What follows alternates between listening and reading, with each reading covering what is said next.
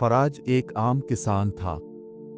इसकी दुनिया खेतों की हरियाली, दिन भर की मेहनत और रात के सुकून पर मुश्तमिल थी। वो अपने माँ बाप का इकलौता बेटा था और उनका फख्र भी। उसका गांव छोटा मगर पुरान था। लोगों का रहन सहन सादा था, जहां हर शख्स दूसरे का खैर खा था। लेकिन फराज का दिल हमेशा किसी अनजान ख्वाब की तलाश में मगन रहता।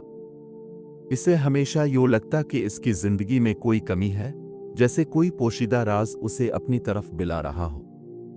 एक रात जब चांदनी पूरे जोबन पर थी, फराज खेतों में गया ताकि फसलों का जायजा ले सके।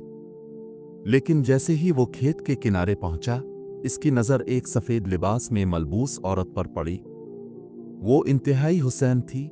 इसकी आंखों में एक अजीब सी चमक थी और उसके बाल रात की तारीकी में बहते दरियाओं की मानिंद लग रहे थे। तुम कौन हो? फराज ने हैरत से पूछा।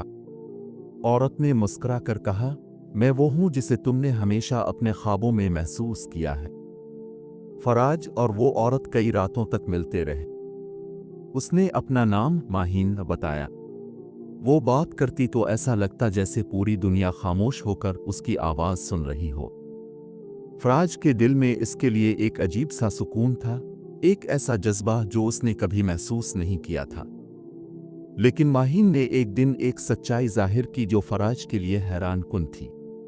मैं आम इंसान नहीं हूं, मैं जिनजादी हूं। फराज ने हैरत से इसकी तरफ देखा, मगर उसके दिल में कोई खौफ नहीं था। तो क्या हुआ? मोहब्बत किसी मखलूक की हकीकत की मोहताज नहीं होती। फराज की जमीन में बरकत होने लगी। जो खेत पहले सूखे हुए थे, वो हरे भरे होने लगे। गांव के लोग हैरान भी थे और हसद भी करने लगे थे। चामगोइयां शुरू हो गईं कि फराज के साथ कोई गैर इंसानी ताकत है। एक दिन कुछ बुजुर्गों ने फराज के घर का रुख किया। ये सब कैसे हो रहा है? क्या तुमने किसी जादूगरनी का सहारा लिया है? एक बुजुर्ग ने पूछा। फराज खामोश रहा, क्योंकि वो जानता था कि अगर उसने सच कहा तो गांव वाले माहीन को कबूल नहीं करेंगे। माहीन जानती थी कि अब उनका राज ज्यादा देर तक छुपा नहीं रह सकता। फराज ने इसे तसल्ली दी कि वो हर मुश्किल का सामना करने को तैयार है। मगर गांव के लोग अब खुलकर मुखालफत करने लगे थे। जिरगा बिठाया गया, जहां फराज को हुक्म दिया गया कि अगर वो माहीन के साथ रहना चाहता है तो उसे गांव छोड़ना होगा। ये मुमकिन नहीं, फराज की मां रो पड़ी। मेरा बेटा ये गांव छोड़कर कहां जाएगा? फराज ने अपनी मां को तसल्ली दी, मगर वो जानता था कि अब वापसी का कोई रास्ता नहीं। एक रात फराज ने माहीन का हाथ थामा और गांव की सरहद पार कर गया। हम कहां जाएंगे? माहीन ने पूछा। फराज ने मुस्कुरा कर कहा, जहां मोहब्बत के सिवा कुछ ना हो।